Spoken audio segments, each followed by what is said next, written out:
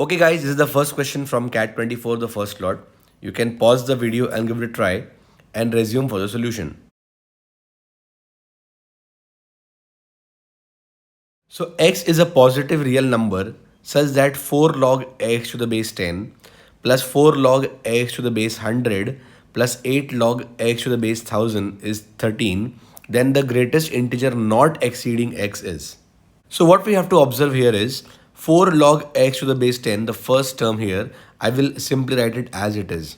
4 log x to the base 10 plus the next term here is 4 log x to the base 100, which we can simply write as 4 log x to the base 10 square, plus the last term here is on the left hand side 8 log x to the base 1000.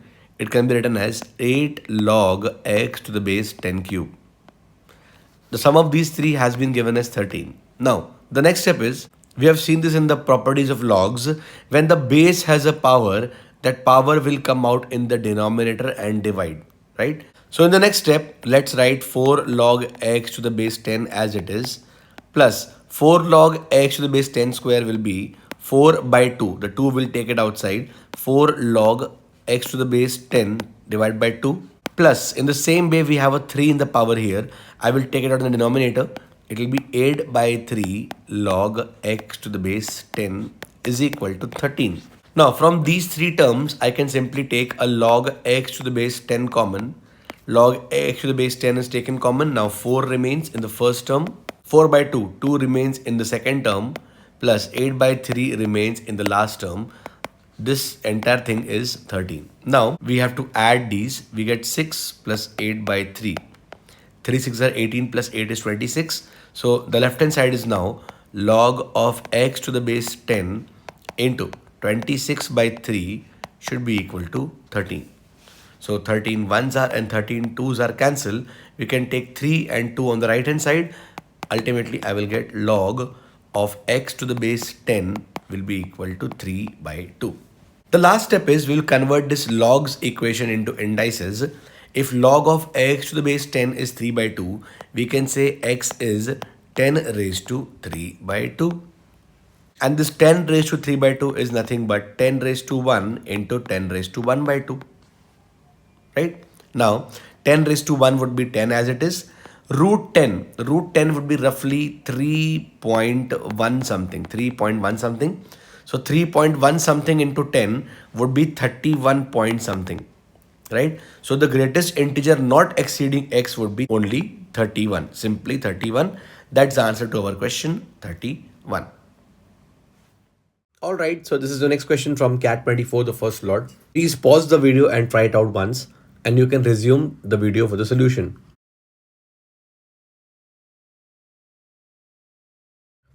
So the question says, a fruit seller has a total of 187 fruits consisting of apples, mangoes and oranges. The number of apples and mangoes are in the ratio 5:2. After she sells 75 apples, 26 mangoes and half of the oranges, the ratio of the number of unsold apples to the number of unsold oranges becomes 3:2. The total number of unsold fruits is. So we have apples, mangoes and oranges. The total number of fruits given, I'll say total, is 187, right? And the number of apples and mangoes are initially in the ratio 5:2. So I can say there are 5x number of apples and there are 2x number of mangoes. Let the number of oranges be equal to y. So I can write the equation 5x plus 2x plus y is 187, giving me 7x plus y is equal to 187. Further, after she sells 75 apples, the new number of apples is 5x minus 75. That's the number of apples left. 5x minus 75. And 26 mangoes are being sold. So 2x minus 26. The number of mangoes remaining is 2x minus 26. And half of the oranges means half of the oranges have been sold. So y by 2 oranges have been sold. The number of oranges remaining is y by 2. Okay, then the ratio of number of unsold apples to the number of unsold oranges becomes 3:2. So what you're trying to say is 5x minus 75, the remaining apples. If I write 5x minus 75, the remaining number of apples, divide by the number of oranges remaining, y by 2. This ratio has been given as 3:2 or 3 by 2. The whole idea is I'm going to solve these two equations simultaneously and figure out the value of x and y to be able to get the answers, to be able to get the answer. So let's see. First, let's start by cross multiplying. We already have y by 2 in the denominator. Let's take a 2 above. So this will become twice of 5x minus 75. And in the denominator, I won't have y by 2. I'll simply have y only, right? The next step is to cross multiply. When I cross multiply, this will become 2 2s are 4. 4 into 5x minus 75 is equal to 3y. Okay, or I will have 20x minus 300 is 3y, or I can simply rewrite this equation as 20x minus 3y is equal to 300. Okay, let me get rid of this particular solving part so I can focus only on these two equations. The first one is 7x plus y is 187 and second one is 20x minus y is 300. Let's focus on these two equations alone. Okay, so I have these two equations. 7x plus y is 187 and 20x minus 3y is 300. Let's solve these two simultaneously. I will multiply the first equation by 3 throughout. 7 into 3 is 21. So 21x plus y into 3 is 3y is 187 times 3. 3 7s are 21, 3 8s are 24, 25, 26, 3 1s are 3, 4 5, 561.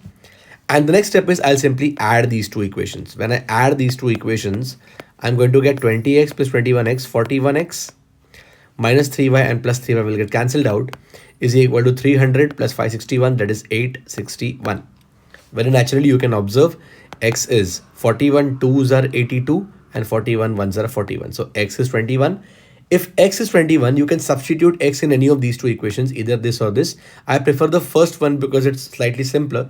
So let's put x equals 21 here. 7 into 21 plus y should be equal to 187. 7 into 21 is 147 plus y is 187. That gives me the value of y as 187 minus 147, which is 40. And that helps us to get the answer to our question. We have got x as 21 and y as 40. We need to find out the number of unsold fruits. So we put x as 21 here. The number of apples remaining is 5 into 21 minus 75. So 5 into 21 minus 75 is 105 minus 75, which is 30. So number of apples remaining is 30. Same way, if I substitute x as 21 here, the number of mangoes remaining is 2 into 21 minus 26. That's 42 minus 26, which is 16. And lastly, y we have found as 40. Y by 2 will be 40 by 2, which is 20. The total number of remaining fruits is 30 apples, 16 mangoes, and 20 oranges. The sum of these three numbers is our final answer, 66. And that's the answer to our question, 66. Alright, so let's look at a better way to solve this particular question. The fruit seller has three types of fruits, apples, mangoes, and oranges, and a total of 187. The number of apples and mangoes are initially in the ratio 5:2. So notice that the number of apples initially is a multiple of 5. After she sells 75 apples, number of apples sold is 75. Okay, the ratio of number of unsold apples to the number of unsold oranges becomes 3:2. So the initial number of apples is a multiple of 5. From that, when you subtract 75, you must get a multiple of 3. That's enough information to have some hint about the starting point. So for the initial number of oranges, let's take a multiple of 5 just more than 75, which is 80. If I take the number of apples initially as 80, 75 apples are sold and 5 apples remain. But 5 is not a multiple of 3. We need the remaining number of apples to be a multiple of 3, which is not the case here, right? So the initial number of apples is not 80. Similarly, initial number of apples cannot be 85 because 85 minus 75 is 10, which is again not a multiple of 3. Let's try by taking the next multiple of 5, that is 90. If I take the number of apples as 90, 90 minus 75 is 15. And 15 is a multiple of 3, so this may work. Okay, let's check it further. Apples, mangoes, and oranges. Initially, apples and mangoes are in the ratio of 5 is to 2. So 5 corresponds to 90. It is a multiple of 18. 5 18s are. So 2 18s are, we have 36 mangoes initially. And now we have a small problem. Since we have 187 fruits in total, from 187, if I subtract 90 and 36, the remaining value is 61. That's not possible because half the oranges are getting sold. So the number of oranges initially has to be an even number and not 61, which is odd. So the number of apples initially can't be 90 also. And now going by the same approach, guys, let's assume the number of apples as the next multiple of 5, that is 95. 95 minus 75 is 20, which is not a multiple of 3, ruled out. Next multiple of 5 is 100, minus 75 is 25, not a multiple of 3, ruled out. Next number is 105, minus 75 is 30, yes, a multiple of 3. So let's analyze by taking the apples as 105, the mangoes and the oranges. Apples and mangoes have a ratio of 5 is to 2. 5 corresponds to 105. 5 into 21 is 105. So 2 into 21 is 42. We have a total of 187 fruits. From 187, I subtract 105 and 42. Basically, I'm subtracting 147. The number of oranges should be 40. Right? And now we have even number of oranges initially. So let's try to satisfy the next condition. 75 apples sold, 30 remaining. 26 mangoes sold, so 16 mangoes remaining, and half the oranges are sold, 20 oranges remaining. As per the question, the ratio of unsold apples to oranges is 30 to 20, which is nothing but 3 to 2. Satisfies the given condition of the question.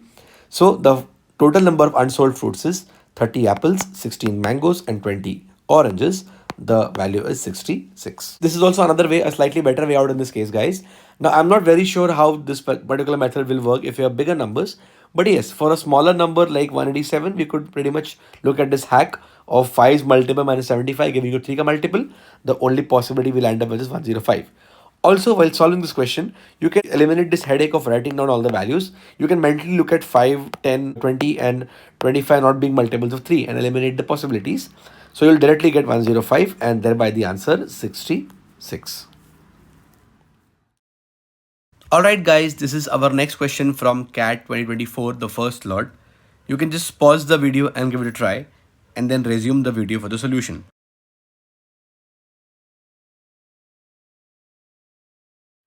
So it's given that Renu would take 15 days working 4 hours per day to complete a certain task. So Renu is working for 15 into 4, 60 day hours. Similarly, Seema would take 8 days working 5 hours per day to complete the same task. So Seema is working for 8 into 5, 40 day hours. Let's start by assuming the LCM of 60 and 40, that is 120 as our work done. Let the work done be 120 units. So working for 15 days and 4 hours every day, Renu completes the work. The efficiency of Renu would be 120 divided by 60, and that will be 2 units per day per hour. Similarly, for Seema, the work done is 120 units, working 8 days and 5 hours per day. So the efficiency of Seema would be 120 divided by 40, that is 3 units per day per hour. In the next case, they are saying Renu and now Seema work together to complete this piece of work, in the sense that Seema agrees to work for double the number of hours per day as Renu. Okay, so whatever number of hours Renu works for, okay, let's call it as A number of hours per day, Seema will work for 2A number of hours, double. While Renu agrees to work for double the number of days as Seema. So let the number of days taken by Seema to complete the piece of work be X. Renu would take double. Renu would work for double the number of days as Seema. So Renu will work for 2X number of days. Okay, so technically we know their efficiencies, we know the days for which they work for and the number of hours for which they work for daily. So what is the total work that Renu will complete? 2 units per day per hour is the efficiency of Renu. With that, she'll work for 2x number of days and A hours every day. So total work that Renu will perform is 2 into A into 2x. Similarly, Seema is working at the rate of 3 units per day per hour. So total work that Seema will complete will be 3 into 2A into X. And the total work is nothing but our value 120. The next hint that they have given, if Renu works 2 hours per day, right? So the value that we have assumed as A here has been given in the question as 2 hours. So 2A will be nothing but 4 hours. Let's put these values and we have our answer, right? So A is worth 2. So this work done by Renu will become 2 into 2 into 2x plus the work done by Seema will become 3 into, in place of 2a, I will have 2 to the 4 into x. This should be equal to 120. Finally, 2 2s are 4, 4 2s are 8. 8x plus 3 4s are 12 into x, 12x. 8x plus 12x is 20x. 20x shall be equal to 120. Finally, I get x is equal to 6. And that's what we sought to find out. The number of days Seema will take to work. The answer is x that we need, and x we already found as 6.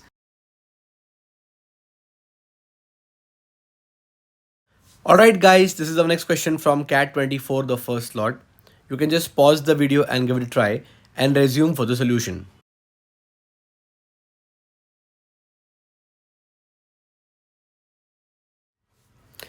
Okay, so the question reads, in September, the incomes of Kamal, Amal and Vimal are in the ratio 8 is to 6 is to 5. They rent a house together and Kamal pays 15%, Amal pays 12% and Vimal pays 18% of their respective incomes to cover the total house rent in that month. In October, the house rent remains unchanged, while their incomes increase by 10%, 12%, and 15% respectively. In October, the percentage of their total income that will be paid as house rent is nearest to. So for Kamal, Amal, and Vimal, K, A, and V, the ratio of incomes is 8 is to 6 is to 5. Let's take some numbers for these ratios. Let's take that as 8,000 rupees for Kamal, 6,000 rupees for Amal, and 5,000 rupees as the income for Vimal. They rent a house together and Kamal pays 15% of his income. Now 15% of 8,000, 15% of 8,000 will be 15 upon 100 into 8,000. That will be nothing but 1,200 rupees. Similarly, Amal pays 12%. Amal pays 12% of his income. 12% of 6,000 shall be 12 6 is 72, 720 rupees. And Vimal pays 18%. So 18% of 5,000 will be 900 rupees. The total value is 1,200 plus 720 plus 900. So in this particular case, the sum comes out to be 1920 and 900, 2820 rupees. Okay, this is the total rent that they're supposed to pay for this house. In October, the house rent remains unchanged. So the rent remains same as 2820, while the incomes increase by 10%, 12% and 15%. Right? So Kamal's income increased by 10%. It has become 10% more than 8,000. 10% of 8,000 is 800 rupees. So Kamal's new income is 8,800. Amal's income increases by 12%. So 12% of 6,000 is 720 as we have found. The new income is 6,720. And similarly, the income of Vimal increases by 15%. 15% of 5,000 is 750 rupees. So the new income is 5,750. So total income is now 8,800 plus 6,720 plus 5,750. Okay, so this basically boils down to 21,270 rupees. And now we simply need to find out 2820 is what percent of 21270. So 2820 divided by 21270 multiplied by 100, and this will be approximately 13.25%. And that's the answer to our question, 13.25%. Right? There were options initially in this question, but I have removed the options purposely. The answer is 13.25%. Alright guys, so let's look at our next question from Cat24, the first slot. Please pause the video and give it a try, and then you can resume the video for the solution. So this was one of the easiest questions of the Cat24 slot 1. The selling price of a product is fixed to ensure 40% profit. If the product had cost 40% less and had been sold for rupees 5 less, then the resulting profit would have been 50%. The original selling price in rupees of the product is. So in this question, we'll start by assuming the cost price initially, CP initially as 100x. And now the selling price is fixed to ensure 40% profit.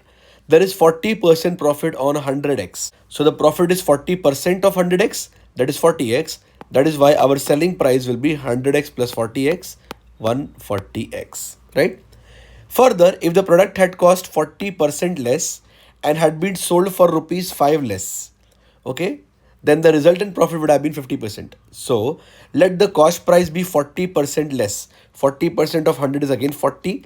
The new cost price is 40x less than 100x, that is 60x. And if the product had been sold for rupees 5 less, then the resultant profit would have been 50%. The resulting profit is 50% on the new cost price 60x, right? 60x ka 50% would be half of 60x, that is 30x. So the profit is 30x, cost price is 60x, the selling price is 90x. Now you can very clearly observe one thing. The selling price has reduced from 140 to 90. This reduction is 140 minus 90, 50x, which has been given in the question as 5 rupees, sold for 5 rupees less. So 50x corresponds to 5 rupees. What do you wish to find out? The original selling price in rupees of the product. It was 140x. So 50x corresponds to 5 rupees. 140x would correspond to how much? Very simple. 50 is getting divided by 10 to become 5. 140 will become divided by 10 to give us the answer rupees 14. That's the answer to your question, 14 rupees. Alright guys, so let's move on to our next question from Cat24, the first slot. Once again, you can pause the video and try it out. So the question reads, two places A and B are 45 kilometers apart and connected by a straight line. Anil goes from A to B while Sunil goes from B to A. Starting at the same time, they cross each other in exactly 1 hour 30 minutes. If Anil reaches B exactly 1 hour 15 minutes after Sunil reaches A, the speed of Anil in kilometers per hour is. The question is based on a very favorite concept of CAT, and that is, if I have two racers starting from points A and B towards each other, if they meet for the first time after T hours, after that, the racer from point A reaches the point B in extra T1 hours, and the racer who started from point B reaches the point A in T2 number of hours. T square will be equal to T1 into T2. This we have derived also in our course. You can check out the link in the description. Remember, if the first meeting time is after T hours, after that the first person takes T1 hours extra, second person takes T2 hours extra. So T square will be equal to T1 into T2. So let's apply this logic in this given question.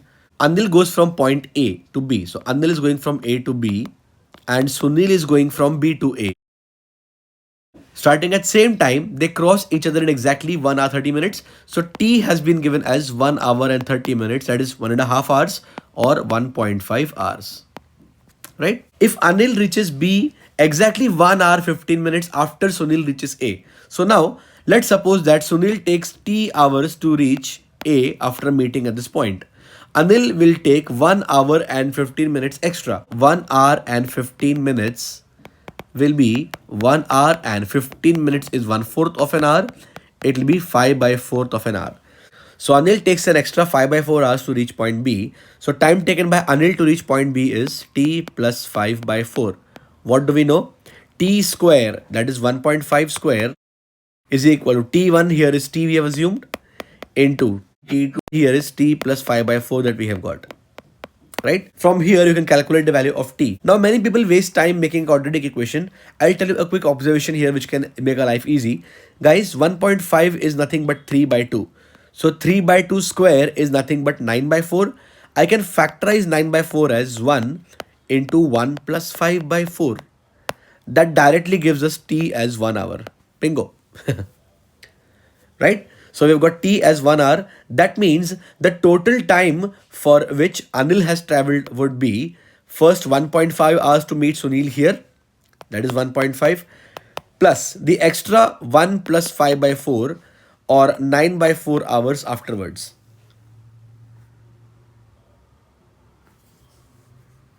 Right? So this you can simplify as 1 by 2 being equal to 3 by 2. 3 by 2 plus 9 by 4. I can write it as 6 by 4 plus 9 by 4. That is 15 by 4 hours. So Sunil has traveled for a total of 15 by 4 number of hours, and the distance AB has been given in the question as 45 kilometers.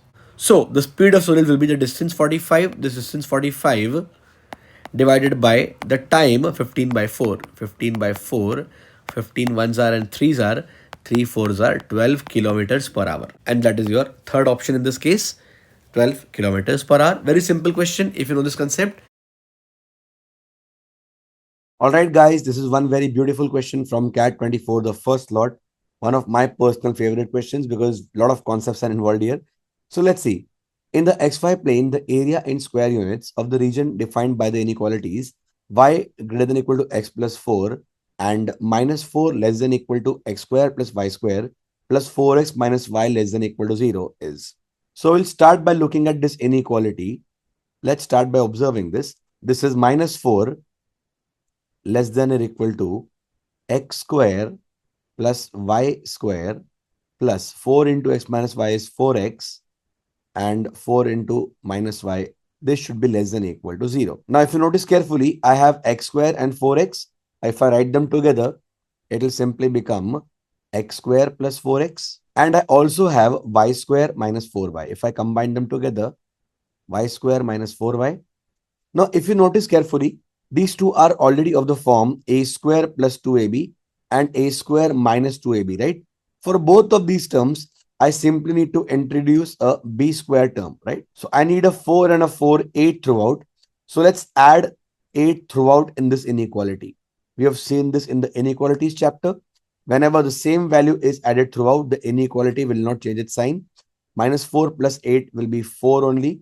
So 4 less than equal to x square plus 4x plus 4 plus y square minus 4y plus 4 will be less than equal to 0 plus 8, that is 8. So now I can very clearly see this part is actually x plus 2 the whole square plus the next part is y minus 2 the whole square. So 4 is less than equal to x plus 2 the whole square plus y minus 2 the whole square, which is less than or equal to 8. Now what we can observe here is, if I simply ignore the inequalities for a few minutes, let's focus on this part first. I have x plus 2 the whole square plus y minus 2 the whole square is equal to 4, which is 2 square. Okay, this resembles the standard equation of a circle, guys. X minus a the whole square, where a is the x coordinate of the center of circle, plus y minus b the whole square, where b is the y coordinate of center of circle, is equal to r square, r being the radius of circle. So I've simply transformed everything into the center radius form of the circle. I can now compare a will be minus 2, b will be 2, and radius r will also be 2. This equation represents a circle having radius 2 and center coordinates minus 2 and 2. Now, let's observe the same thing for the other expression. Now, let's observe the exact same thing for the next equation. X plus 2 the whole square plus y minus 2 the whole square is equal to root 8 the whole square. This is again the equation of a circle whose center coordinates are same, minus 2 and 2, and the radius r will be root 8. Technically, this and this, these two equations are two circles having radii root 8 and 2 and center coordinates minus 2 and 2. So basically, I have two concentric circles, and in this case, their radii are 2 and root 8. Now let's draw them together on our Cartesian coordinate axis. So now, as you can see here, I have two concentric circles. Their center is minus 2, 2, coordinates minus 2, 2, and radii are basically 2 and root 8 respectively. So that's the diagram basically. Now, this equation x plus 2 the whole square plus y minus 2 the whole square is 2 square represents the inner circle, and x plus 2 the whole square plus y minus 2 the whole square is 8 or root 8 square represents the outer circle. In this question, you simply want x plus 2 the whole square plus y minus 2 the whole square to be less than equal to 8 and greater than equal to 4. That means you want the region in between the two circles, right? Because you don't want x plus 2 the whole square and y minus 2 the whole square to be either equal to 4 or equal to 8. You want it to be in between. So basically, you want the area between the two circles. So right now, this inequality is nothing but the area between the two circles. The second task is, we have the second inequality, y greater than equal to x plus 4. This y greater than equal to x plus 4 can be considered as y is equal to x plus 4. Y is equal to x plus 4. If you put x is equal to 0, y will be 4. So I'll highlight this point 0, 4. Similarly, if you put y is equal to 0, x is minus 4. So I will highlight the second point minus 4, 0 on this line. Additionally, guys, if you observe carefully, when I substitute x equal to minus 2, I get y equal to 2. That means this line also passes through the center of this circle. And since you want y to be greater than equal to x plus 4, you want the region above this blue line, right? So region above this blue line and also in between the two circles will be The area I'm highlighting in blue right now, this part will be the required answer now. Okay, the area between the two circles and half of it. And this is exactly what I will do to get the answer to the question. I'll take area of the bigger circle, pi r square, pi root 8 square only. From that, I'll subtract area of smaller circle, pi 2 square, and whatever answer I get, I'll divide that with 2. So pi into root 8 square is 8 pi minus pi into 2 square is 4 pi. Divide by 2. 8 pi minus 4 pi is 4 pi upon 2. The final answer to the question would be 2 pi, option B. Lot of things, lot of thought in this question, lot of multiple concepts applied into one. And that's how we get the answer. The answer is option B, 2 pi.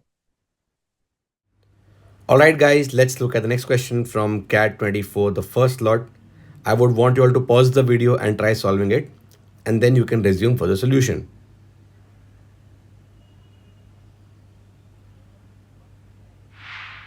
So the question says, a shop wants to sell a certain quantity in kg of grains. It sells half the quantity and an additional 3 kg of these grains to the first customer. Then it sells half of the remaining quantity and an additional 3 kg of these grains to the second customer. Finally, when the shop sells half of the remaining quantity and an additional 3 kg to these grains to the third customer, there are no grains left. The initial quantity in kg of grains is. So you can see a table here. The columns tell you the initial number of grains, the grains sold and the grains which are left.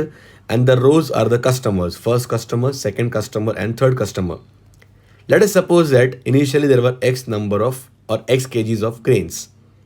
When the first customer comes in, we sell half the grains. So half the grains are left, X by 2 kgs are sold and X by 2 kgs are left. From the amount of grains which are left, X by 2, 3 kgs are removed and are sold to the first customer again.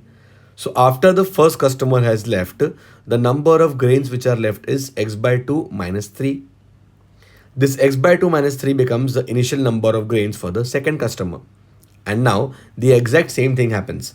When the second customer comes in, the shop sells half of X by 2 minus 3 number of grains. So half of X by 2 minus 3 will be X by 4 minus 3 by 2. So when the second customer comes, he first gets X by 4 minus 3 by 2 kgs of grains. So same quantity, X by 4 minus 3 by 2 kgs would be left. And from the grains left, 3 kgs are removed and sold to the customer again. Now X by 4 minus 3 by 2 minus 3. Let's simplify this further. This 3 here, we multiply it above and below by 2. So this becomes X by 4 minus 3 by 2 minus 6 by 2. Minus 3 by 2 and minus 6 by 2 would add to give you minus 9 by 2. So this is the number of grains left after the second customer left. X by 4 minus 9 by 2. Now, when the third customer comes, for him the initial number of grains would be X by 4 minus 9 by 2. He's basically given half of this first. So half of X by 4 minus 9 by 2 would become X by 8 minus 9 by 4. So the last customer first gets X by 8 minus 9 by 4 kgs of grains, and these many kgs, as many kgs are left, X by 8 minus 9 by 4. Now from the grains left, 3 kgs are removed and 3 kgs are sold to the third customer again. So the third customer gets a total of X by 8 minus 9 by 4 plus 3 kgs of grains. So now if you observe the quantity of grains left, it is X by 8 minus of 9 by 4 minus 3. Multiplying this 3 above and below by 4, the quantity of grains left would be X by 8 minus 9 by 4 minus 12 by 4. 9 and 12 is 21. So this becomes X by 8 minus 21 by 4. So after the third customer is left, we have X by 8 minus 21 by 4 kgs of grains. And finally, the question says that there are no grains left. That means this quantity X by 8 minus 21 by 4 should be equal to 0. So we equate this with 0. We get X by 8 minus 21 by 4 is equal to 0. Taking 21 by 4 on that side or adding 21 by 4 on either side, we get X by 8 is 21 by 4. Multiplying by 8 on both sides, X is 21 upon 4 into 8. 4 ones are and 4 twos are. X is 21 twos are 42. The answer to my question is the fourth option, 42. Okay guys, so let's look at a slightly better, a faster way to answer this given question here. We have seen that if there were X kgs of grains initially, the first customer first gets half of it remains, and from whatever remains when you remove 3 kgs. Now let's observe something very interesting guys. After the first customer leaves, X by 2 minus 3 kgs of grains were left. So now, if you want to reach back to the initial quantity, you will first add 3 to this. It would become X by 2, and then you double X by 2, it becomes X. So at any point of time, if you are given the quantity of grains left, you can back calculate the initial quantity of grain left by simply adding 3 and multiplying by 2. And that's the shortcut to our question. We observed that when the third customer left, there were no grains left. So 0 kgs. As discussed, we add 3 to this, we get 3 kgs, and then multiplied by 2, we get a 6.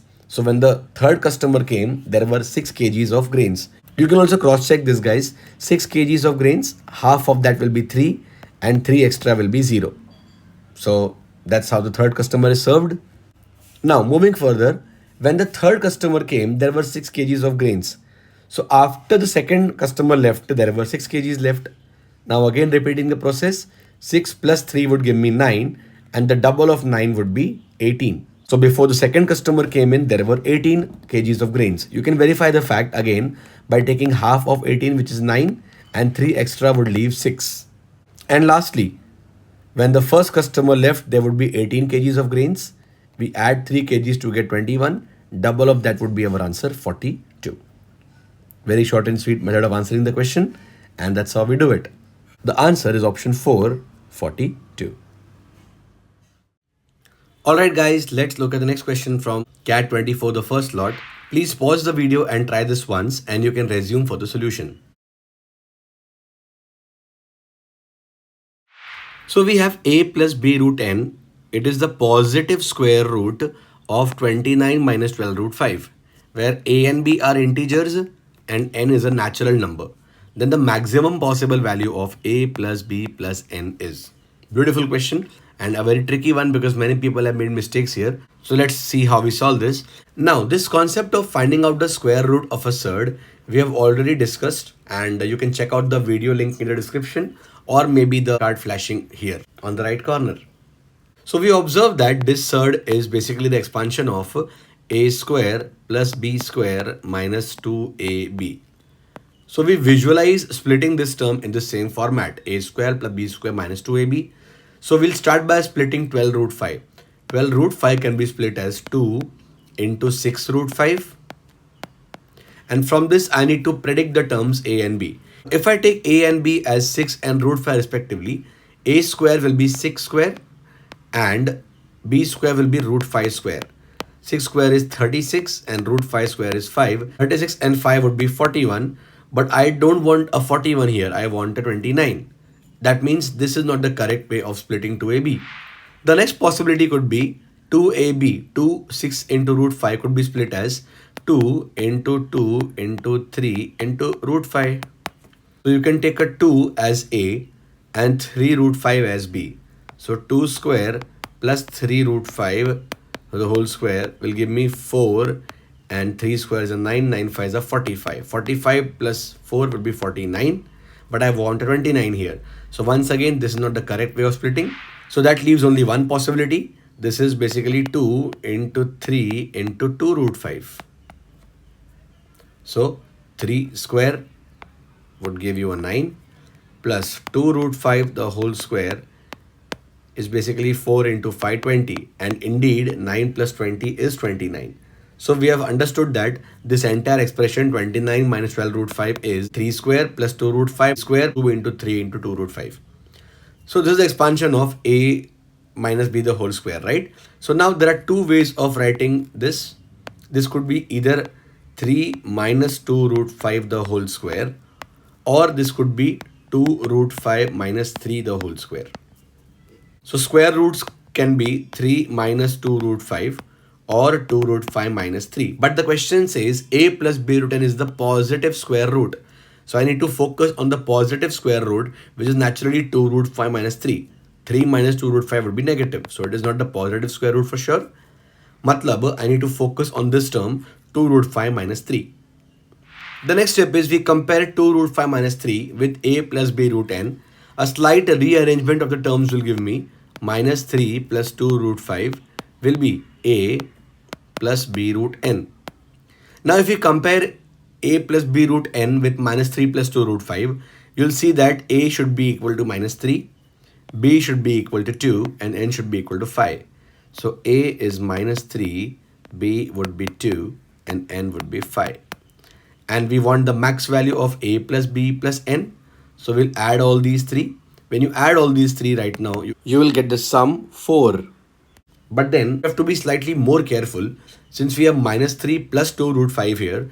2 root 5 can be written in the pure surd form as root of 5 into 4, that's 20. So basically we can also write the left hand side as minus 3 plus root 20 or minus 3 plus 1 root 20. And now we'll compare this with a plus b root n. We'll get a as minus 3, b as 1 and n is 20. And now a plus b plus n will have a value of 18. That seems to be the highest value. It's the C option, 18. Hi guys, this is our next question from CAT24, the first lot. You can pause the video and give it a try and resume for the solution.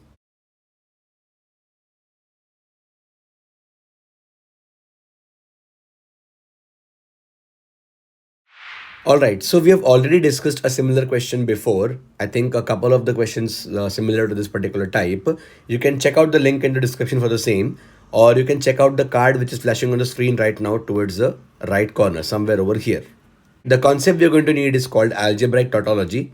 So let's see how we deal with this. The question demands the value of a. Let x, y and z be real numbers satisfying these two equations, and we need to find the value of a. So first step is we look at the first equation. It is 4 into x square plus y square plus z square being equal to a. So multiply 4 inside throughout. You will get 4x square plus 4y square plus 4z square is equal to a. And similarly multiply 4 inside for the second equation. You have 4x minus 4y minus 4z is equal to 3 plus a. And we call them as equations 1 and 2. Now very simple, we will simply subtract 2 from 1. We will simply perform the operation equation 1 minus the equation 2. So we'll get 4x square minus 4x plus 4y square minus of minus 4y will become 4y square plus 4y, and 4z square minus 4z will basically make it 4z square plus 4z is equal to a minus 3 plus a. Now a minus 3 plus a will become a minus 3 minus a. So a and minus a will get cancelled out. My right hand side is worth minus 3. Now this minus 3 on the right hand side I'll take to the left. So I'll get plus 3, right? So same equation, entire thing, and plus 3 is equal to 0, right? Now let's observe something. I can break down this 3 as 1 plus 1 plus 1, right? So the first one I will combine with 4x square minus 4x plus 1 like this.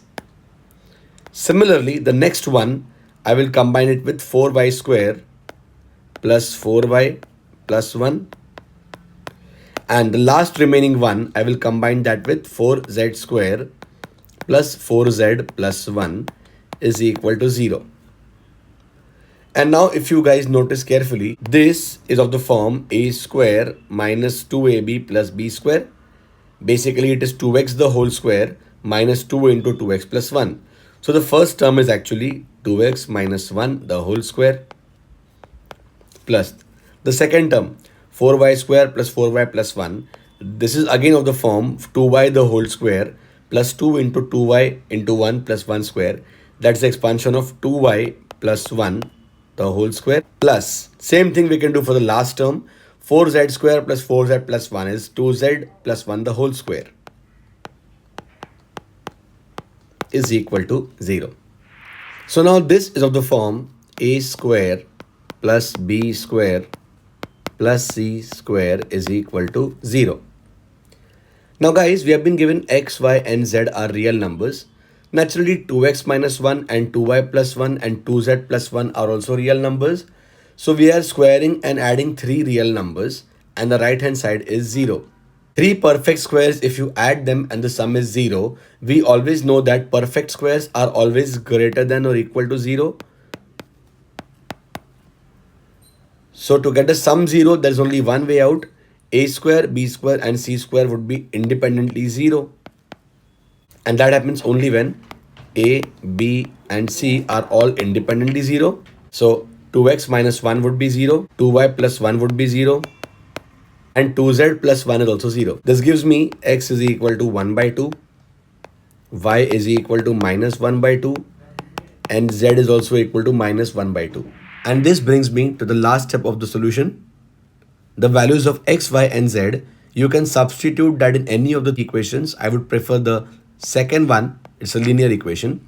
So 4 into x is 1 by 2, minus y is minus 1 by 2, minus z is also minus 1 by 2. This should be equal to 3 plus a. So that gives me 4 into half. Minus of minus half is plus half. Minus of minus half is again plus half. That should be 3 plus a. Half plus half plus half is 3 by 2.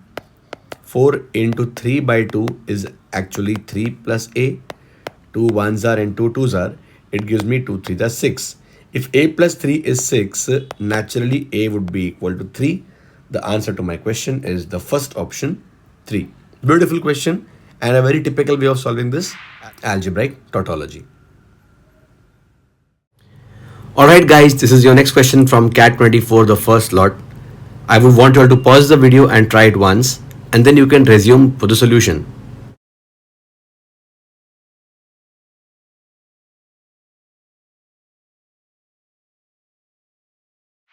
Okay, so suppose x1, x2, x3 up to x100, all these terms here are in arithmetic progression such that x5 is minus 4 and 2x6 plus 2x9 is x11 plus x13. Then find the value of x100. Okay. Now the concept we are going to use here is the nth term of an AP is a plus n minus 1 into d, where a is the first term of the AP and d is the common difference. So using this logic, we can write x6, the sixth term of the AP is a plus 5d. Similarly, the ninth term x9 of the AP will be a plus 8d.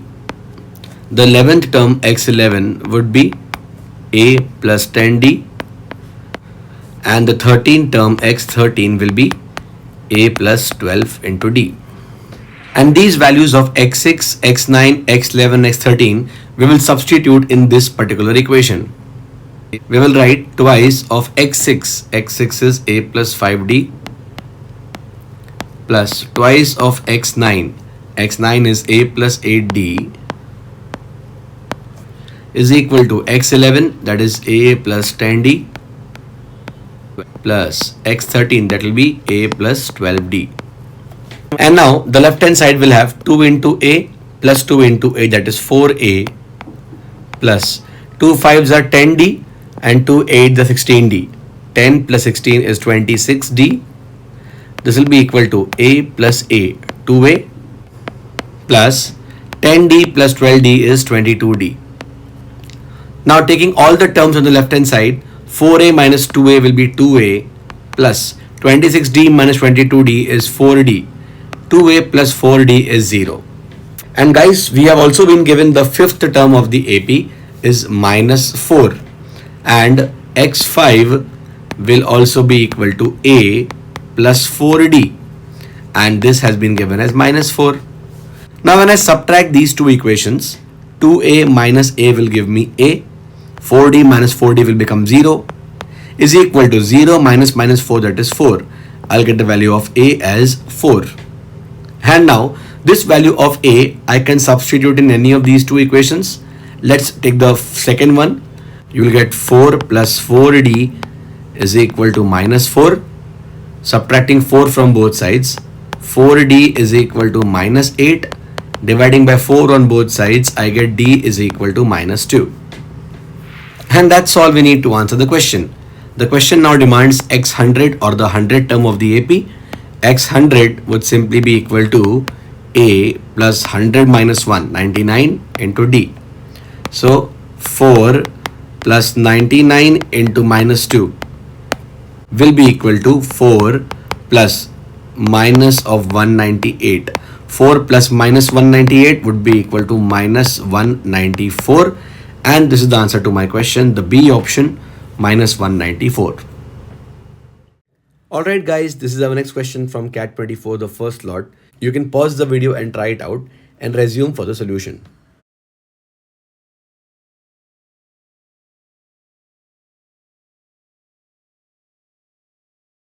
Alright, the sum of all 4-digit numbers that can be formed with the distinct non-zero digits A, B, C and D, with each digit appearing exactly once in every number, is 153310 plus n, where n is a single digit natural number.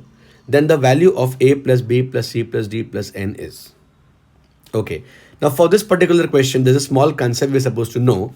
For 4 digits A, B, C and D, the sum of all 4-digit numbers which are formed with every digit appearing exactly once will be A plus B plus C plus D into 1111. 4 times because we have 4 digits. And once again, because I have 4 digits, I'm going to multiply this with 4 minus 1 factorial. If you're interested to look at the derivation, you can check out my course in the description. And this has been given in the question as 153310 plus n. And now let's simplify our left hand side. Let's call this A plus B plus C plus D as k. 4 minus 1 factorial is 3 factorial, which is 6. So 6 into 1111 will be 6666 into k, and that has been given to us as 153310 plus n. So let's remove everything else and completely focus on this equation. 6666 into k is equal to 153310 plus n. And let's not forget A plus B plus C plus D we have put as k. Now, looking at this equation, guys, 6666 into k is 153310 plus n. Your left hand side is very clearly 6666 into an integer k. In the question, A, B, C and D are digits, right? So A plus B plus C plus D will also be an integer. So 6666 into an integer is definitely an integral multiple of 6666. And that is equal to the right hand side. So your right hand side is also an integral multiple of 6666. But your right hand side is 153310 plus n. So the right hand side is basically an integral multiple of 6666. So it is 6666 into k, but it is also greater than 153310. So from here, we divide both sides by 6666, and using the on-screen calculator, we can get a range for k. So when you divide 153310 by 6666, you will get approximately 22.97. So k should be greater than 22.97, and k being an integer, k can now take integral values as 23 or 24 or 25 or 26, so on and so forth infinitely. Now the minimum value k can take here is 23. Let's substitute this 23 in this equation. We'll get 6666 into 23 is 153310 plus n, or from here I will get n is 6666 into 23. For this we are going to use the on-screen calculator or the calculator. It will be 153318. Bring 15331 on this side. I'll subtract 153310. So 153318, 153310 subtracted, I will get the difference as 8. So correspondingly, n will be equal to 8. So when k is 23, n is equal to 8. So I'll write here beneath k is equal to 23, n value is equal to 8. What if I take a higher value of k, let's suppose 24. I'll put 24 in this equation. I'll get the corresponding value of n. So putting k as 24, I will get 6666 into 24 is equal to 153310 plus n. Once again, using the on-screen calculator, for the left hand side, I'll get 159984, and from that I'll subtract 153310 to get the corresponding value of n. N will be equal to 6674, and that's completely unacceptable because as per the question, n is a single digit natural number. So we cannot take n as 6674. Matter of factly, k is equal to 24 is also not acceptable. And again, if you keep on increasing k, we'll get higher values of n which won't be acceptable. That means k is equal to 23 and n is equal to 8 are the only possible acceptable values of k and n. And now we resubstitute the values. K is a plus b plus c plus d, which is 23, and n is 8. So 23 plus 8, my final answer to the question would be 31. There is no other value possible for a plus b plus c plus d plus n apart from this. My final answer would be 31. Beautiful question combining PNC and numbers. A must solve for every serious CAT aspirant to be able to understand the difficulty level and the different concepts that are used to crack the questions. Alright guys, let's look at this next question from CAT 24, the first lot. You can pause the video and try it once and then resume for the solution.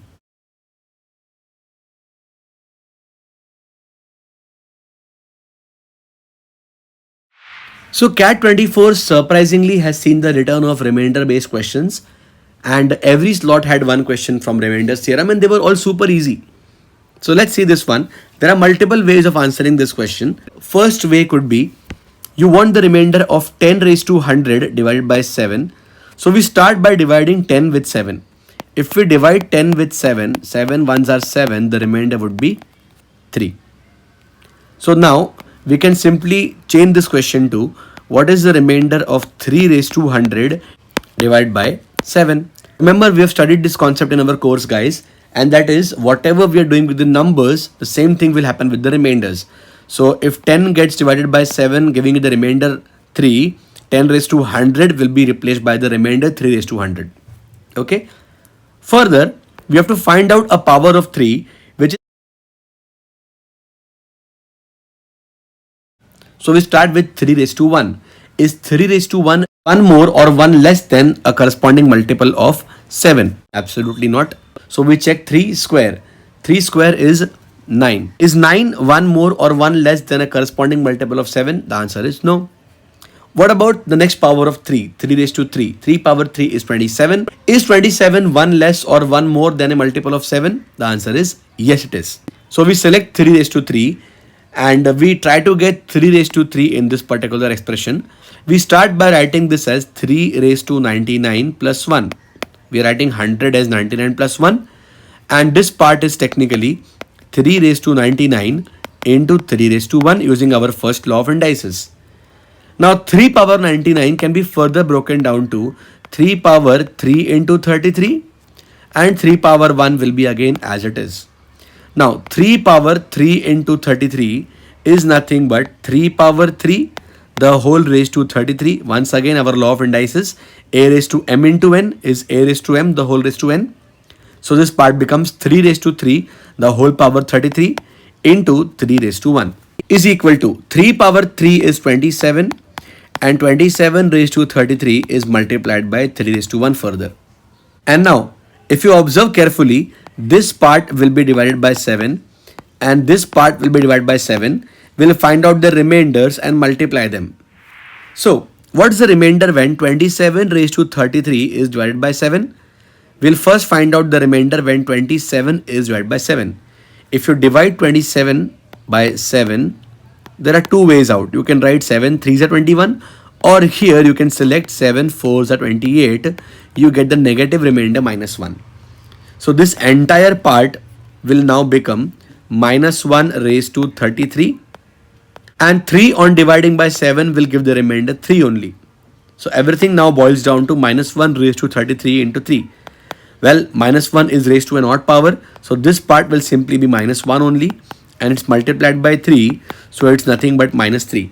So my remainder is minus 3. What I do is I add this to my divisor 7. Minus 3 plus 7, I get my final remainder as 4, and that's the answer to my question. The answer is option D, the remainder being 4. So this is how we can conventionally solve this question. There are many more ways out. You can start by taking 10 raised to 100 as 10 raised to 2 the whole raised to 50 also. This becomes 100 raised to 50. Divide by 7. If I divide 100 with 7, my remainder will be 2. So the question changes to 2 raised to 50 divided by 7. And now this can be written as 2 raised to 48 into 2 raised to 2 divided by 7. 2 raised to 48 is 2 cube, the whole raised to 16, and 2 square is simply 4.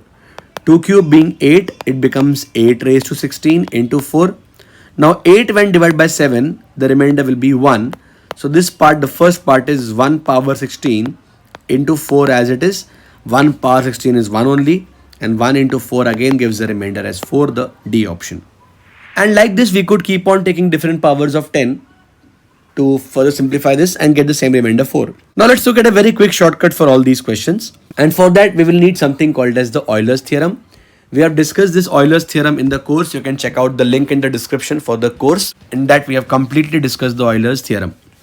Now, we start by finding out the Euler's number of 7. 7 being a prime number, the Euler's number is very simple to find. 7 minus 1 is equal to 6. Now, the Euler's theorem tells us that since 10 and the divisor 7 are co-prime, have nothing in common, whenever 10 is raised to a multiple of 6, the remainder with 7 will always be equal to 1. So 10 raised to 6 on dividing by 7 gives the remainder 1. 10 raised to 12 on dividing by 7 gives the remainder 1. 10 raised to 18 on dividing by 7 gives the remainder 1. So we have to find out the multiple of 6 close to 100 in this case. It will be 10 raised to 96. So 10 raised to 96 on divided by 7 will give you a remainder of 1. And now, having this knowledge, we can further split 10 raised to 100 as 10 raised to 96 plus 4, which is 10 raised to 96 into 10 raised to 4. My question changes to, what is the remainder of this entire thing when divided by 7? Well, for this part, we already know the remainder is 1. So I simply need to find out the remainder of 10 raised to 4 on dividing with 7. So my final question boils down to 10 raised to 4's remainder when divided by 7. 10 divided by 7, the remainder is 3. So the remainder will be same as 3 raised to 4, which is 81. But 81 is way greater than 7. So once again, we divide 81 by 7. 7 11s are 77. My remainder will be 4. And once again, we get the D option. All this explanation was just for you to visualize things properly. If you're already aware of the Euler's theorem, you can directly look at this particular step and start solving and get the answer quickly. If you're not very much sure of the concept, once again, you can check out the link in the description for my course. I've explained the Euler's theorem and all the other concepts in great depth. Alright, so let's look at the next question from CAT 24, the first lot. You can pause the video and try it once and resume for the solution.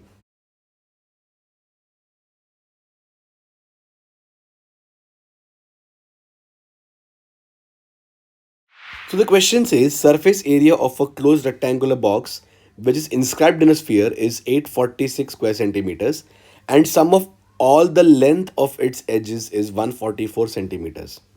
The volume in cubic centimeters of the sphere is. Interesting question. We also had a similar question asked in CAT 2016, pretty much similar, but in that they had asked only the diameter of the sphere and not the volume. So let's start by assuming the length, breadth and height of the box as A, B and C centimeters. In that case, your total surface area would be twice of AB plus BC plus CA, and this has already been given to us as 846.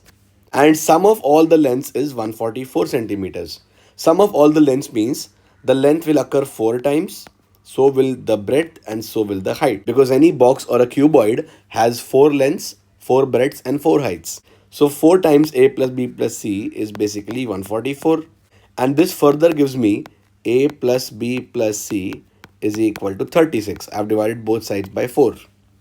And now we are going to use the algebraic equation A plus B plus C the whole square is equal to A square plus B square plus C square plus twice of AB plus BC plus CA. And just putting in the values, A plus B plus C is 36. Twice of AB plus BC plus CA is 846. 36 square is 1296. 1296 is equal to this part, A square plus B square plus C square plus this is 846. Taking 846 on the left hand side, we get 450 is equal to A square plus B square plus C square. And just one last step, we take square roots on both sides. So we'll get root of A square plus B square plus C square is a root of 450. Now root of 450 is a pure surd. It can be further split as root of 225 into 2, or it will become 15 root 2. So now what we have found is the body diagonal of this particular cuboid, right? Root of A square plus B square plus C square is the body diagonal of a box. And if you notice, the box is inscribed in a sphere. So the body diagonal of this particular cuboid is also the diameter of the sphere. If the diameter of the sphere is 15 root 2, the radius will be half of that. So 15 root 2 divided by 2 is my radius. It will be 15 divided by root 2. And now we know that the radius is 15 by root 2. So the volume of the sphere will be 4 by 3 pi r cube. So 4 by 3 into pi into 15 root 2 the whole cube. This would make it 4 by 3 into pi into 15 cube would be 15 into 15 into 15. And root 2 cube would be 2 root 2. So 3 1s are and 3 5s are gone. 2 1s are and 2 2s are gone. 2 upon root 2, I'll be left with only 1 root 2 above. 15 into 15, 225 into 5 is 1125. So 1125 remains in the numerator, 1 pi and 1 root 2 term. The answer is 1125 pi root 2. It is our B option. Alright, this is our next question from CAT 24, the first lot. Please pause the video and try it once, and you can resume for the solution.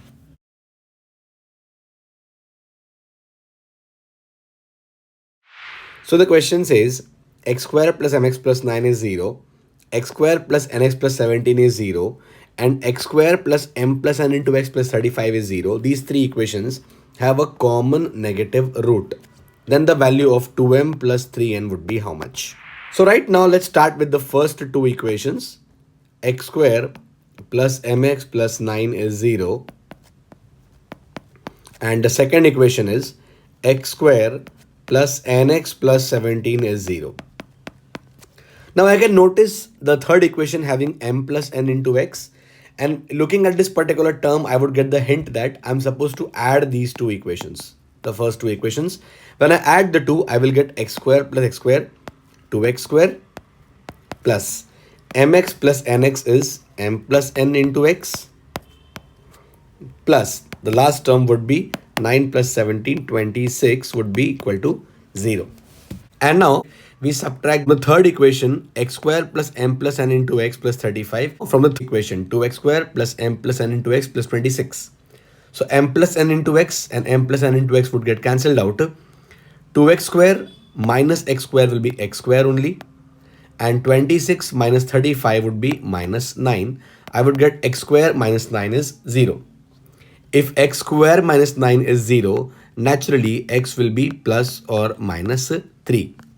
But the question says these three equations have a common negative root. Since x is the common negative root, we take the negative value of x, and that is x is equal to minus 3. That's it. Our job is almost done. Substitute x is minus 3 in the first equation. You'll get the value of m here. It will be minus 3 square plus m into minus 3 plus 9 is 0. So this will be minus 3 square, which is 9. 9 plus 9 would be 18. Minus 3m would be 0. Or I would get m is equal to 6. Similarly, I will substitute x is minus 3 in the second equation. I will get minus 3 square plus n into minus 3 plus 17 is equal to 0. Now minus 3 square is again 9 plus 17 is 26 minus 3n is 0. That gives me n is equal to 26 upon 3. And that's it. We just substitute the values of m and n in this particular expression to get our answer. So we need the value of 2m plus 3n, 2m plus 3n. In place of m, I would put 6. In place of n, I would put 26 by 3. My answer is 2 into 6 plus 3 into 26 by 3. 3 and 3 gone. 12 plus 26 would be 38. The answer to my question. Very simple, straightforward question. That's how we solve this. Answer is 38. Alright guys, this is your next question from Cat24, the first lot. You can pause the video and try it once and resume for the solution.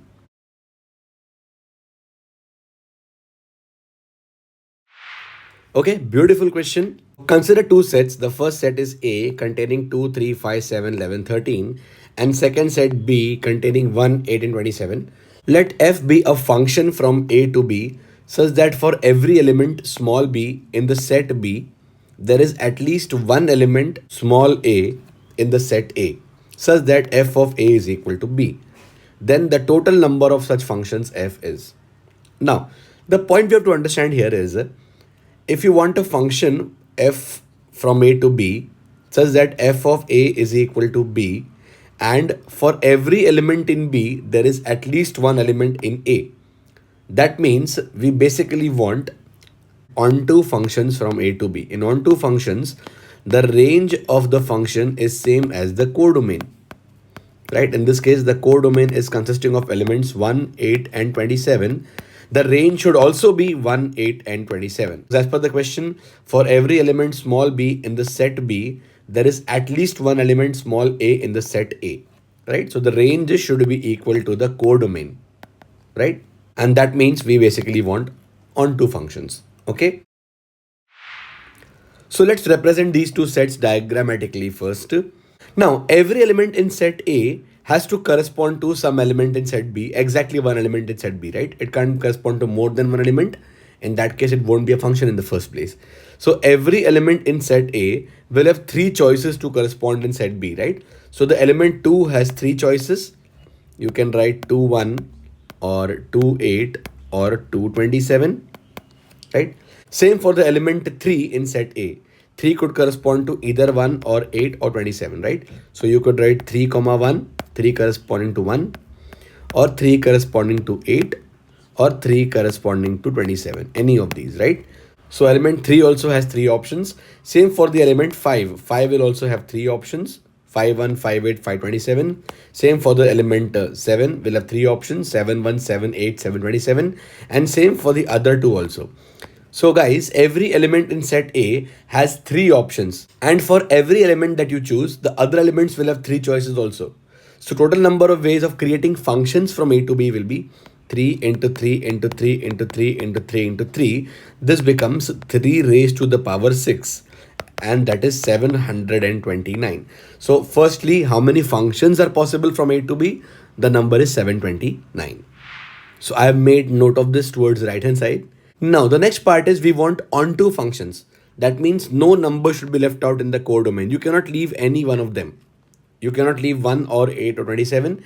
Every number or every element in the codomain should have at least one correspondence in the domain. As in the question, every element in capital B should have one correspondence in capital A. Right? So we must not leave any of the numbers in the set B.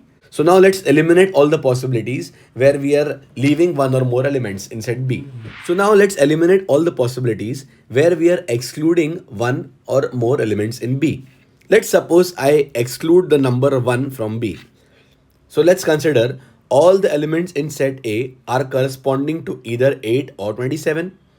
In that case, every element in set A will have only two choices, either 8 or 27. So the number 2 in set A will have only two choices, 8 or 27. So you can only write 2, 8 and 2, 27. Same for the element 3. 3 will also have two choices, 3, 8 and 3, 27. Like that, every element in set A will have two choices, right? So 2 into 2 into 2, 6 times, I could create 2 raised to 6 functions excluding 1. Now guys, we can apply the exact same logic and create functions excluding the number 8.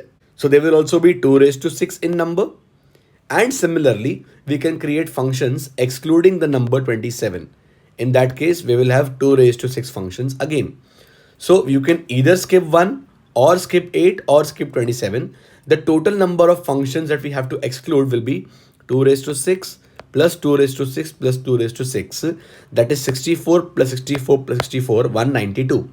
So from 729, I will first of all exclude these 192 functions where every element corresponds to only two elements. So 729 minus 192, 9 minus 2 is 7. This will be 12 minus 9, that is 3.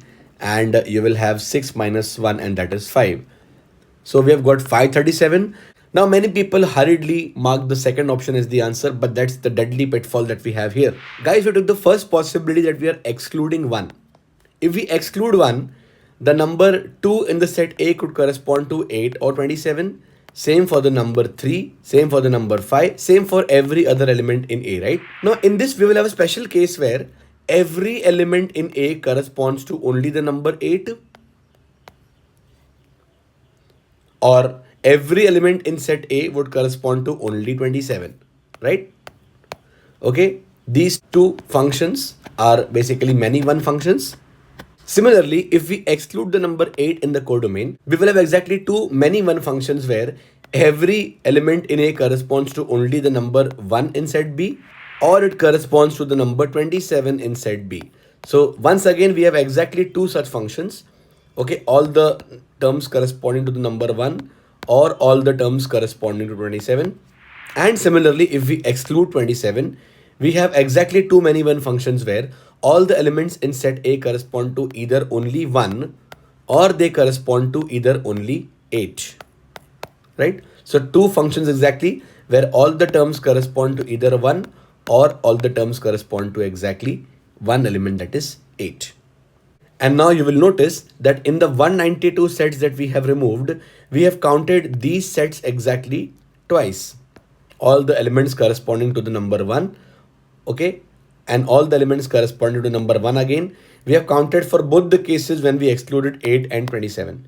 Similarly, all elements corresponding to the number 8 and all elements corresponding to the number 8, we have counted them twice in the cases where we have excluded 1 and 27 both. Similarly, all numbers corresponding to 27 and all numbers corresponding to 27, we have counted these two again twice when we have excluded 8 and 1 respectively. So these three functions, all corresponding to 1 or 8 or 27, these three functions have been subtracted twice. And since all these three functions have been subtracted twice, I have to simply add a 3 to get the correct answer to the question. The correct answer should be 537 plus 3, 540. 540 is the correct answer to our question. That's the first option. So if you ask me, yes, it's a difficult question. And especially because of this pitfall, 90% people would have marked 537. But don't miss out on the fact that these three functions, you are subtracting them twice. So we add them exactly once to get the final answer, 540. Hey everyone, let's look at the next question from Cat24, the first lot. Please pause the video and try it once.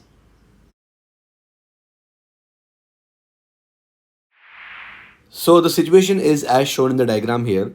ABCD is a rectangle with sides AB being 56 and BC being 45.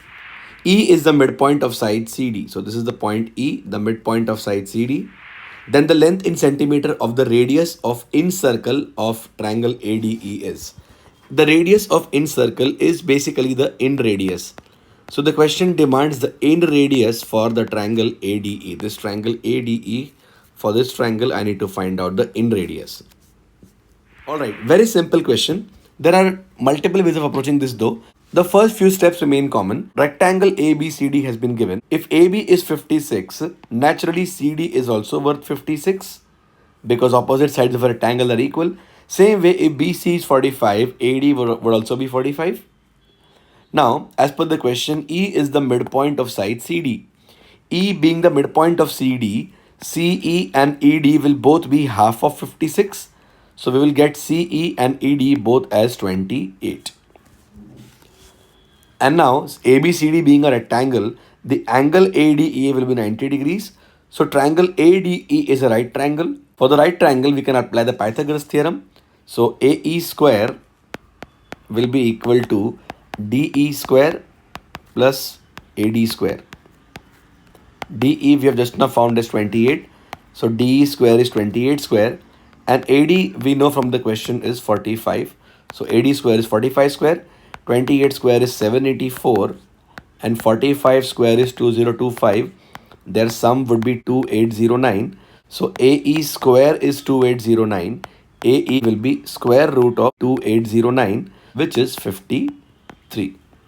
So that's how we find the length of the hypotenuse AE for the right angle triangle, 53. Now once you get this part, we have multiple ways of approaching the problem. The first method is using the concept of area in terms of the in radius.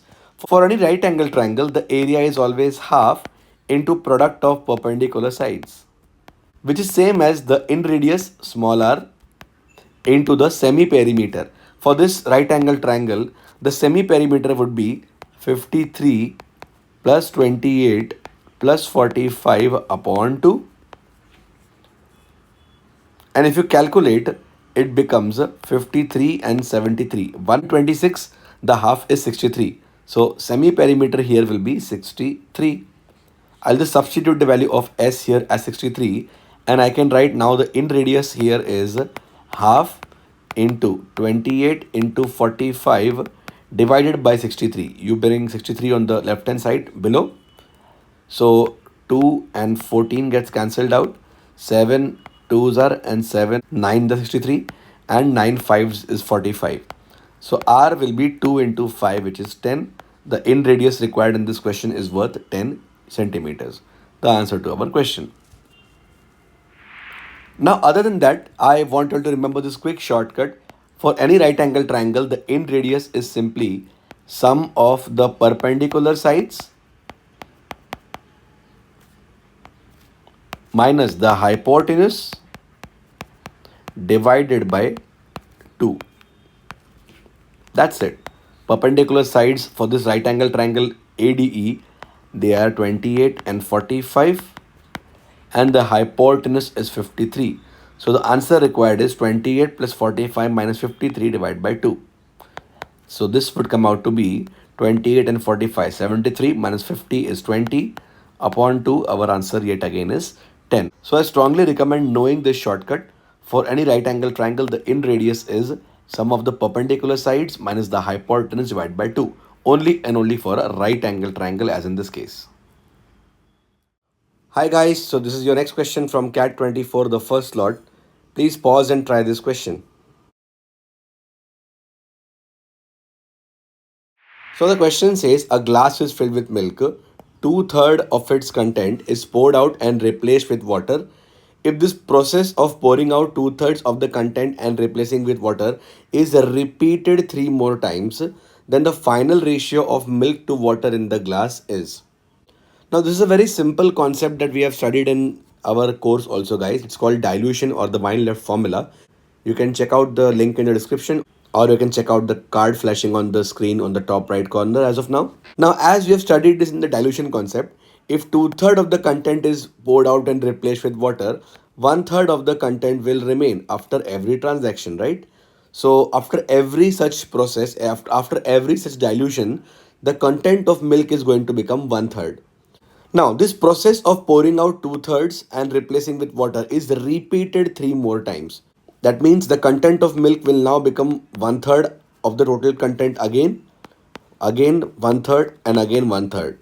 So this one-third, one-third, one-third will happen exactly 4 times, or I would say the content of milk is now 1 by 3 raised to 4 of the total solution.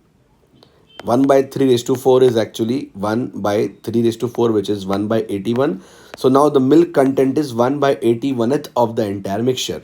Now this means what? If the entire mixture of milk initially was 81 liters, now 1 by 81th is milk. So now milk left is 1 by 81th of 81 liters, or 1 liters. So 81 minus 1, the water content will now be 81 minus 1, or 80 liters. So now the ratio of milk to water content is 1 liters is to 80 liters. It will be 1 is to 80.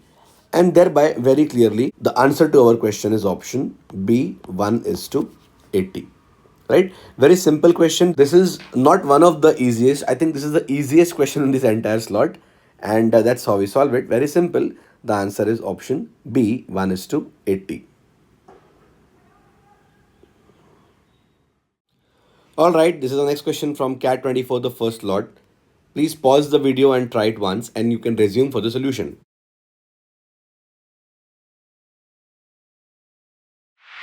So there are four numbers such that the average of first two is 1 more than the first number.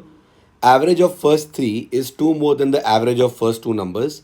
And average of first four numbers is 3 more than the average of first three numbers. Then the difference between the largest and the smallest numbers is. It's a really amazing question. I mean, a very beautiful question. If you solve it conventionally, it might take some time, but there is a quick shortcut for this question. So let's discuss both the approaches. We'll start with the conventional method first.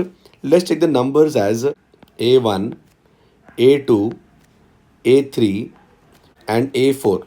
And now whatever working will be required, I can do it in this particular place here. So the first number, I'm assuming it as X. The question says the average of first two numbers is 1 more than the first number. So if I call the first number as X, second number as A2, the average of X and A2 will be X plus A2 divided by 2. And this we have been told is 1 more than the first number. So it is X plus 1. I'll just write it here as well. The average of first two numbers is X plus 1. On solving this, I'll get the value of A2 in terms of X. I will get X plus A2 is equal to, the 2 would get multiplied on the right hand side. I will have 2X plus 2. So X plus A2 is 2X plus 2. X on the right hand side. 2X minus X will be X only. And 2 will be 2. So A2 we have found as X plus 2. Let me write it here. A2 as X plus 2. Now, the next part says the average of first three numbers is 2 more than the average of first two numbers. And we know the average of first two numbers is X plus 1. So the average of first three numbers will be 2 more than this. It will be X plus 1 plus 2 or X plus 3. So I'll write it here. The average of first three numbers is X plus 3. Alright. Now using this in the equation that they have given, we will write the average of first three numbers. The first three numbers are X, X plus 2 and A3. Their average will be X plus 2 plus A3 divided by 3. And this we know is nothing but X plus 3 only.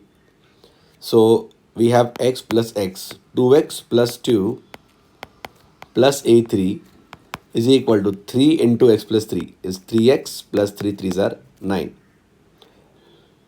So we will get 2X on the right hand side and 2 also on the right hand side. A3 will be 3X minus 2X which is X plus 9 minus 2 which is 7.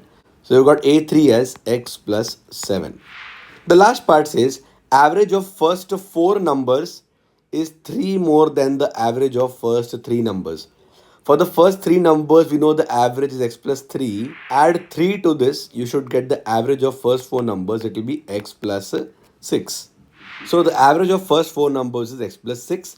And now using this in the equation, we will write average of first four numbers as X plus X plus 2, the second number, plus X plus 7, the third number, plus A4, the fourth number, divided by 4 is equal to the average X plus 6. Taking 4 on the right hand side, X plus X plus X will now become 3X plus 7 and 2 is 9 plus A4 is 4 into X is 4X and 4 6 are 24. Taking 3X and 9 both on the right hand side, I will get A4. A4 is 4X minus 3X that is X plus 24 minus 9 that is 15. So A4 will be X plus 15. And that's all. That's all we need to answer our question. We now need the difference of the largest and the smallest numbers. The smallest number is X and the largest number is X plus 15. You can subtract X plus 15 minus X to get the answer. X plus 15 minus X is your answer 15. So that was your first method of answering the question. Now let's see a very quick shortcut for dealing with such questions. Let's write the numbers as A1, A2, A3 and A4. Okay, the concept we are going to use is the concept of deviations. And deviations we have studied in our course. You can check out the link in the description or you can check out the card flashing on the top right corner of the screen right now. Let's take A1 as X. The question tells us that the average of the first two numbers is 1 more than the average of the first number. So average of A1 and A2 is X plus 1. Now, if the average is x plus 1, the first number has a deficit of 1 from the average. So, to compensate, the second number should have an excess of 1 from the average. So, second number should be x plus 2. So, very instantly you can figure out the second number as x plus 2. Further, the question says the average of the first three numbers is 2 more than the average of first two numbers. First two numbers, the average was x plus 1. If I add 2 to this, I will get x plus 3. So the average of first three numbers is x plus 3. Now, the first number has a deficit of 3 from the average and second number has a deficit of 1 from the average. Together they contribute to a deficit of minus 4 from the average, right? We know the concept of deviation tells us that the overall deficit and excess about the average is always 0. So the third term should necessarily have an excess of 4 from the average. So the third term must be x plus 3 plus 4 and that is x plus 7. Next, the average of first four numbers is 3 more than the average of first three numbers. For first three numbers, the average we have found is x plus 3. 3 more than this will be x plus 6. So the average of first four numbers is x plus 6. Now, the first number has a deficit of 6 from the average. Second number has a deficit of 4. The third term has an excess of 1 from the average. So together, all these three terms have a net deficit of minus 6 minus 4 plus 1 minus 10 plus 1 is minus 9. So all these three terms together have a deficit of minus 9 from the average. To compensate, the last term must have an excess of 9 from the average. So x plus 6 plus 9, the last term is x plus 15. So the difference of the largest and the smallest numbers can be very easily found as x plus 15 minus x. The answer to my question will be 15. Beautiful question, and that's how we do it. I hope you all have enjoyed it and understood this also. Alright guys, this is your next question from Cat24, the first lot. Please pause the video and try it once.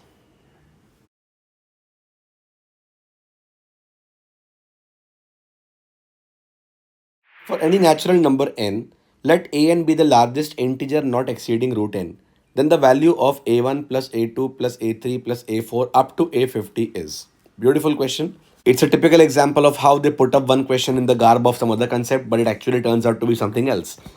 So in this question, we have to understand they're asking you the value of a1 plus a2 plus a3 plus a4, okay, up to a50.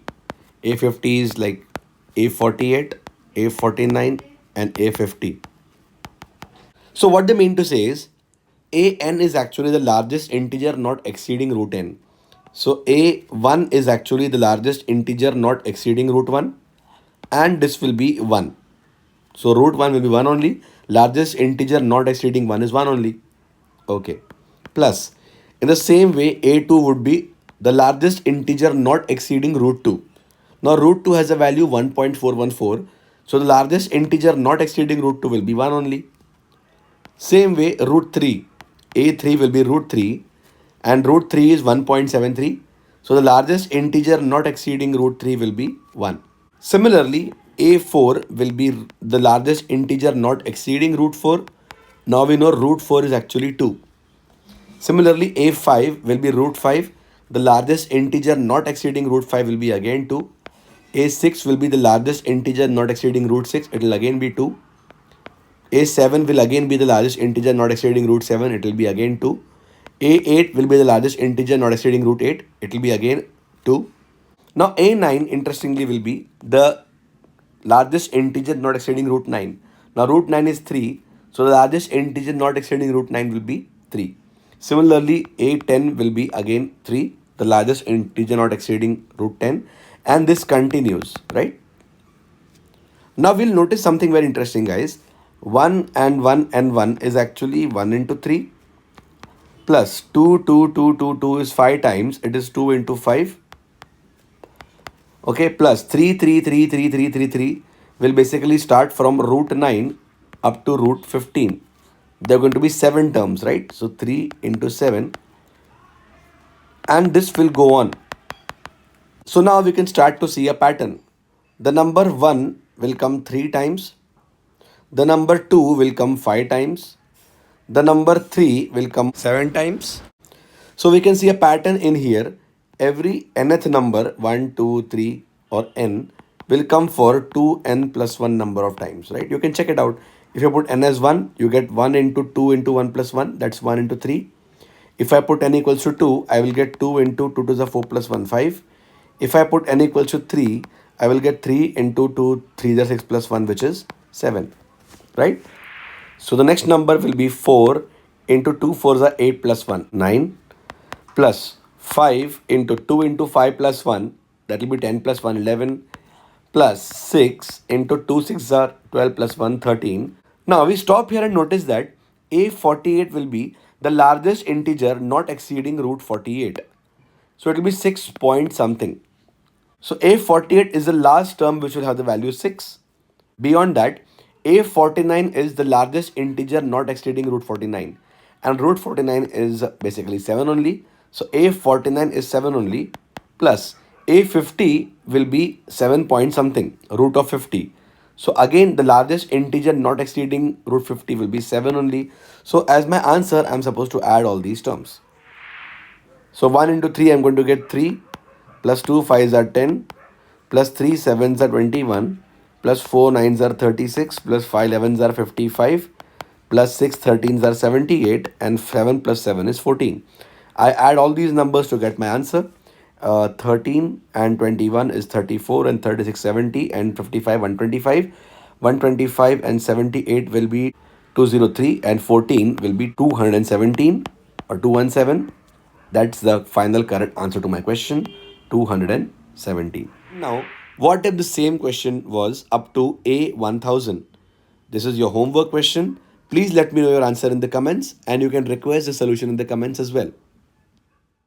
Okay guys, this is your next question from Cat20 for the first lot. Please pause the video and try it once.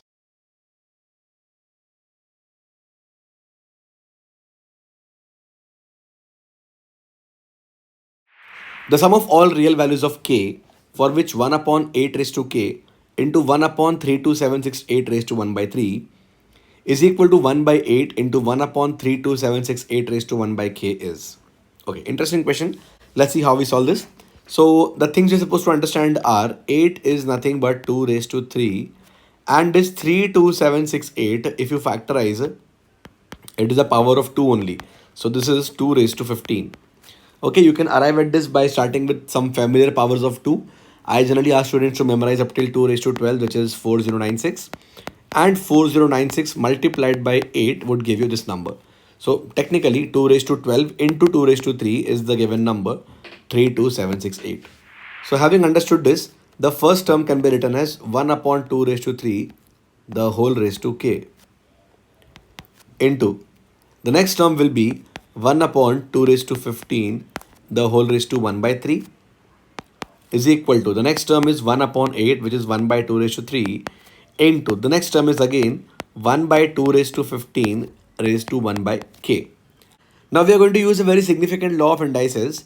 1 upon a raised to n is simply a raised to minus n. So 1 upon 2 raised to 3 raised to k can be written as 2 raised to minus 3, the whole raised to k, into similarly 1 upon 2 power 15 can be written as 2 power minus 15, the whole raised to 1 by 3, is equal to 1 upon 2 raised to 3 is 2 raised to minus 3, into 1 upon 2 raised to 15 raised to 1 upon k is 2 raised to minus 15 raised to 1 upon k. The next thing we are going to use is another law of indices. A raised to m, the whole raised to n, is always equal to a raised to m multiplied by n. So the first term, which is 2 raised to minus 3 raised to k, will be 2 raised to minus 3 multiplied by k. So 2 raised to minus 3k, into the second term is 2 raised to minus 15 raised to 1 by 3. So 2 raised to minus 15 into 1 by 3 is basically 2 raised to minus 5, is equal to the next term is 2 raised to minus 3 into 2 raised to minus 15 raised to 1 by k is 2 raised to minus 15 into 1 by k. So it is 2 raised to minus 15 by k. One last properties of indices at play, a raised to m into a raised to n would be equal to a raised to m plus n. So the left hand side would be 2 raised to minus 3k minus 5. You can also take the minus sign outside, minus of 3k plus 5, is equal to, the right hand side would be 2 raised to minus 3 minus 15 by k. You can again take the minus sign outside. It will be 3 plus 15 by k. Whenever the left hand side is equal to right hand side and the bases are same, the powers also have to be the same, right? So next step, we simply equate the powers. Minus of 3k plus 5 should be equal to minus of 3 plus 15 by k. We'll cancel out the minus signs from both sides and write the equation as 3k plus 5 is 3 plus 15 by k. And we are just 2 steps away from getting our answer. We'll multiply throughout by k and take all the terms on the left hand side. We are going to get 3k square plus 5k is equal to 3k plus 15. And now taking all the terms on the left hand side, 3k square plus 2k minus 15 is 0. Now in the next step, many people struggle and try to find out the value of k and then calculate some of the real values of k which are possible. A better way to answer this would be, observe that this is a quadratic equation, and for any quadratic equation, sum of the roots is minus b upon a, minus the coefficient of x upon the coefficient of x square. So minus 2 upon 3 is sum of the roots of this quadratic equation, and that is nothing but sum of all the possible values of k in this case. And the answer to our question, minus 2 by 3. So that's how we do it. Beautiful question involving a lot of indices and laws of indices. And lastly, the concept that sum of the roots of quadratic is minus b by a. That's how we solve this question. Alright guys, this is your next question from CAT 24, the first lot. Please try it once and resume for the solution. An amount of rupees 10,000 is deposited in a bank A for a certain number of years at simple interest of 5% per annum. On maturity, the total amount received is deposited in bank B for another 5 years at a simple interest of 6% per annum. If the interests received from bank A and bank B are in the ratio 10:13, then the investment period in years in bank A is. Very simple question and a very good question that you should have attempted in this particular slot. Shouldn't have been left at any cost. So let's see how we solve this question. The amount deposited was 10,000 rupees in the bank A and the rate of interest is 5%. So every year the interest will be 5% of 10,000, that will be 500 rupees. Let us say that in this case in bank A, the amount was deposited for n number of years. So the total interest would be 500 into n. Now that means the total value received after n number of years will be 10,000 the principal and the interest 500 n, right? Now as per the question, this same amount is invested in scheme B at the rate of 6% per annum every year. So every year the interest will be 6% of 10,000 plus 500n. So 6% of 10,000 will be 600 rupees plus 6% of 500n will be 30n. Like this, it has been invested for 5 years. So total interest obtained will be 600 plus 30n multiplied by 5. That should be 3000 plus 30n into 5 is 150n. As per the question, the ratio of these two interests, 500n and 3000 plus 150n, this ratio of interests is 10 is to 13. So finally, I will say 500n divided by 3000 plus 150n is 10 by 13. Cancelling out 10 from both sides and then cross multiplying, I will get 650n is equal to 3000 plus 150n, or 500n will be 3000, or n is equal to 6. Option 4 is the answer to our question. Pretty simple and straightforward question. That's how we do it. Option 4 is the answer.